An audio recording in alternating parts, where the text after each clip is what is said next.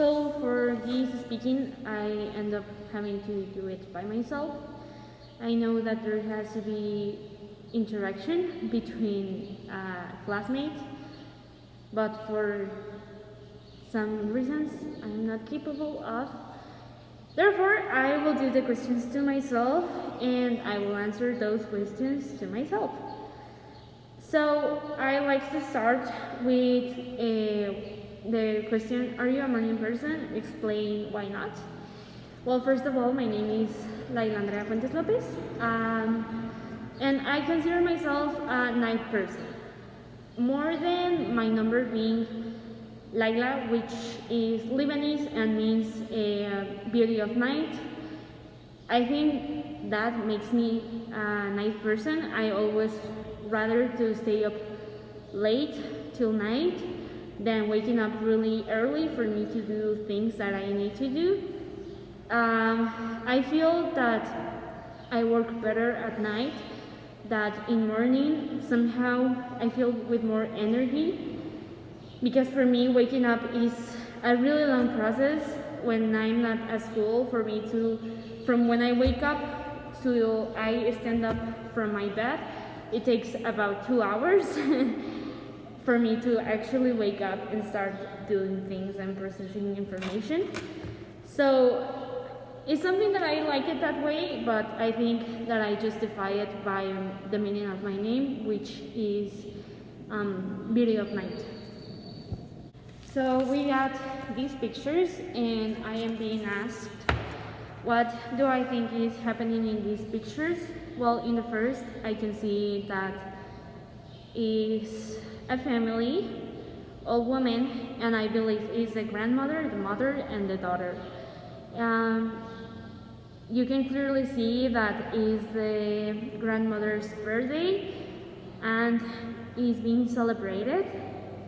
This kind of gives me a little bit of nostalgic because it's the eve from my grandmother's death 1 year ago. So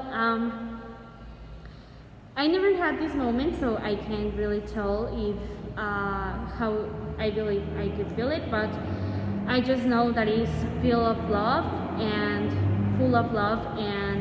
people in that picture, the grandmother, the mother, and the daughter are just enjoying the moment and being really happy. In the second picture, I can see a man giving a conference, and that kind of remembers me what I'm about to do. I'm about to have a big project here at school that makes me do and give a speech in kind of a conference ceremony. You can clearly see that this person knows how to speak and knows how to control the group. So I can see that this man knows what he's doing. And last is a woman that her supermarket dropped into the floor. That's sad. You can see that the eggs broke and therefore her face is like worried. And that reminds me when that once I was doing a cake and my egg fell into the floor and I just couldn't stop laughing. This kind of gives me that you choose how to see the panorama with a good view or a bad view. And when it happened to me, I decided to laugh. Now I need to log into page 192. And this says, so now I am asked to discuss some alternatives for being green, which also we can see it as being eco-friendly. I think these are options that we should all learn and actually do. It's probably a little bit complicated for us because we are attached to a mechanism, but I think it's really time for us to start doing it. We should do it like right now, and for all of us, it's something that we should learn now in order for us to help the agenda of 2030. Taking a short shower instead of having a bath, that's something I should really do lately for me to be more comfortable. I've been taking a bath, and it's something that it doesn't make me feel that guilty, but that's because I'm not aware of how many liters of water are taken into that bath. And reusing disposable shopping bags, that's something that I really like, and I think it has been my biggest contribution into being an eco-friendly place. I always carry an eco-friendly bag, which is made of fabric, so I can keep my things, my shopping, and all that things. Filtering in a tap water rather than buying a bottled water. I always have my bottle of water, no matter what. And when I don't have it, I get mad and I don't drink water, actually. And recycling electronic goods responsibly. That's something that I do when recently my charger of my phone stopped working, so I wait for me to gather some electronic devices that are not working anymore, and then I go into a technology place that recycles that things, so I know that I'm doing good.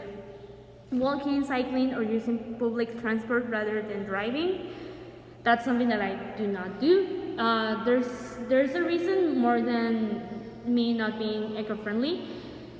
Walking, I do not have the permission from my parents, because all the insecurity that's in Mexico.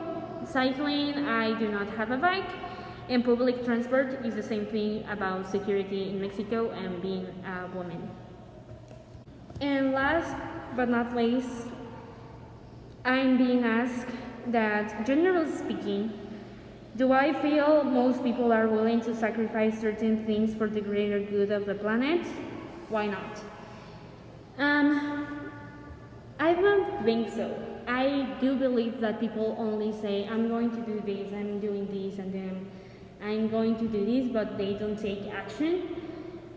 They are aware of what is going on, but until a huge problem comes related to pollution, is when they start saying, I'm going to do this, and they applicate it for 1 month. I do remember that once in middle school, it was a huge wind pollution going on, so we were sent into our home, and parties where we were asked to take our hydro flask, not a cup made of plastic.